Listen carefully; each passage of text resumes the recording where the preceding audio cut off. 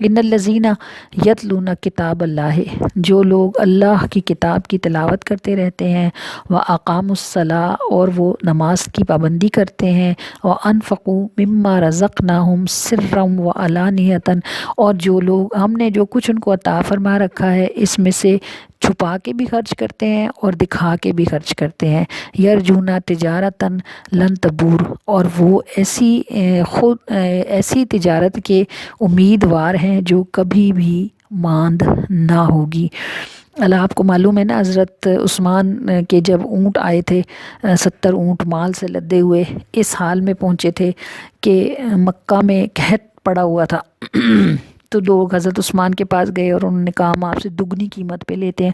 آپ نے فرمایا کوئی مجھے اس سے بھی زیادہ دیتا ہے۔ دگنی کا مطلب یہ تھا کہ اگر آپ کا 70 لاکھ کا مال ہے تو یہ 14 لاکھ 1,40,00,000 کا ہو جائے گا، دگنا ہو جائے گا یہ آپ کا مال۔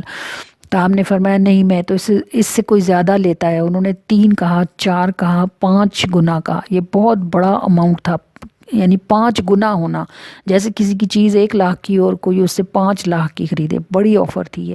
لیکن حضرت عثمان نے فرمایا نہیں، کوئی مجھے اس سے بھی زیادہ دیتا ہے۔ وہ بڑے حیران ہوئے، انہوں نے کہا اس سے زیادہ آپ کو کون آفر کر سکتا ہے؟ تو حضرت عثمان مسکرائے اور آپ نے فرمایا میرا اللہ جو 1 کے بدلے میں 10 عطا فرماتا ہے۔ تو یہ وہ لوگ ہیں جو اللہ کی کتاب کی تلاوت بھی کرتے رہتے ہیں، نماز کی پابندی بھی کرتے ہیں، اور جو کچھ اللہ نے ان کو عطا فرما رکھا ہے اس میں سے پوشیدہ اور اعلانیہ خرچ کرتے رہتے ہیں، اور اس ایسی تجارت کے امیدوار ہیں جس کا میں انہیں کبھی بھی نقصان نہیں ہوگا اور ہمیشہ انہیں اس میں نفع ہی ہوگا۔ تو یہ وہ لوگ ہیں کہ بے شک انہوں نے اللہ کے ساتھ تجارت کی ہے تو اللہ تعالیٰ سے انہیں اس کا پورا ثواب ملے گا، بلکہ اس قدر بڑھا چڑھا کے ملے گا کہ جس کا خیال بھی نہیں کیا جا سکتا۔ اور بے شک اللہ تعالیٰ لیوفیہم اجورہم، اور اللہ تعالیٰ ان کو ان کی اجرتیں پوری دے گا، ویزیدہم، اور اس میں ان کو من فضلہ ہی اپنے فضل سے اور زیادہ دے گا۔ انہ غفور شکور، بے شک وہ ہی بڑا بخشنے والا اور بڑا ہی قدردان ہے، چھوٹے اور تھوڑے عمل کی بھی قدر کرتا ہے۔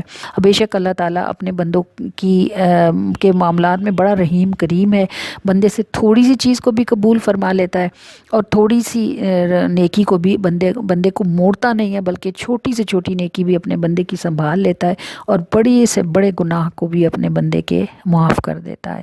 تو ہم آج کل جس مشکل سے گزر رہے ہیں، اللہ تعالیٰ کل امت مسلمہ کو بالخصوص اور کل انسانیت کو بالعموم آسانیاں عطا فرمائے۔